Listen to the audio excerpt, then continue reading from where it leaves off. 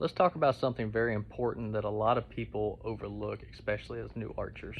I saw in the comments section a while back ago, somebody asked me if spine was an important factor when shooting a bow. I couldn't find it, or I would have tagged them up here in the little box.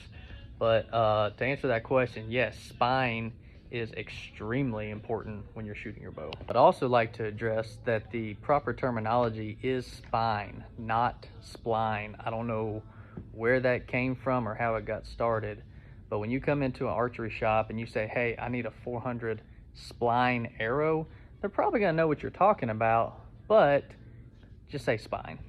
Anyways, back to what we were talking about. So depending on your draw length and poundage, that's going to determine what spine arrow you need to be shooting. And once again, I can't stress enough how important having the right spine arrow is.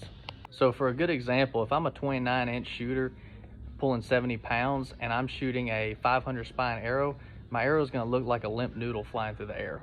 And if you don't know how to figure out what spine arrow you need, as long as you know your draw length and poundage, you can go to the arrow manufacturer's website, or it's sometimes even on the back of the boxes, and it'll actually have a chart that shows you what spine that they recommend for that specific brand arrow. Now, for some of you guys out there who have been shooting bows for a long time and you like to tinker with a little bit more FOC or maybe a little bit lighter spine to get more feet per second, that's fine and all. This video is just to kind of help people understand what they need starting off as a new shooter.